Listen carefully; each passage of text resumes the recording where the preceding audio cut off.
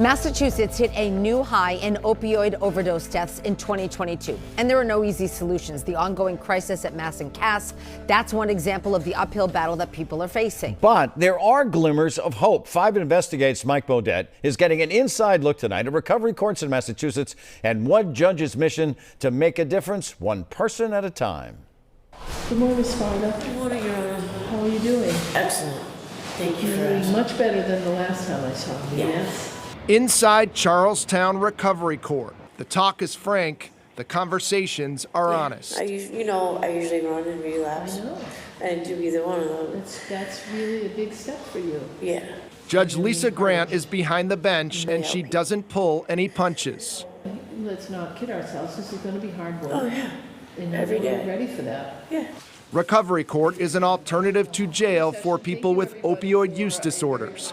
The 18-month program puts participants on probation, starting with a 6-month residential program, followed by a year of intensive outpatient treatment. Twice a month, they show up in court and are drug tested. They also check in with the judge about how they're doing. Good morning, Mr. Scott. How are you? I'm good. How are you? Better than yesterday. If they relapse, get arrested, or leave the program, their original sentence is imposed and they go to jail. I wrote a letter to my future self yesterday. You did? Yeah, you want to hear it? Yes, I do. It says, "Dear future me, I know it's been a lot of headaches running in and out of jail, but I promise you that was the last time going back to that institution."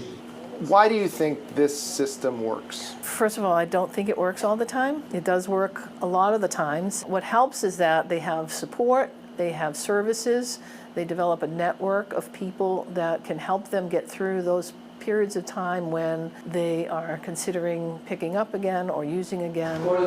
Charlestown's Recovery Court is one of nearly 60 specialty courts around the state. Others focus on mental health, veterans, and homelessness. Nearly 800 people are participating, and the graduation rate is 45%.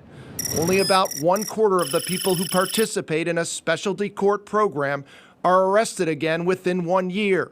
Compare that to people who don't go through a program where recidivism rates can be as high as 50% for women and 69% for men.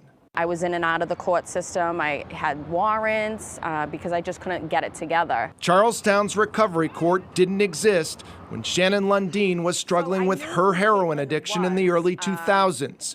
Clean and sober for more than 19 years, she worked on the team that put the Recovery Court in place here. Sending them to jail isn't going to help them.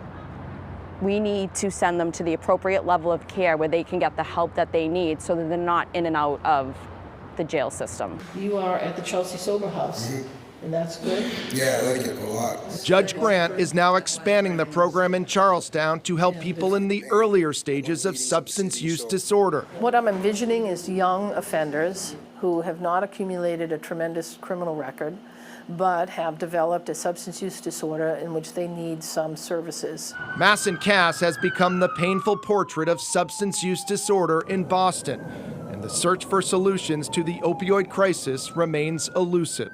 Do you think that this recovery court can be a part of that solution? So I am hopeful. Still trying. You know, they're committing crimes to support their habit. If we can contain that, then we can maybe end the cycle. Recovery Court is also known as Drug Court, and there are some remarkable success stories of people who have ended the cycle.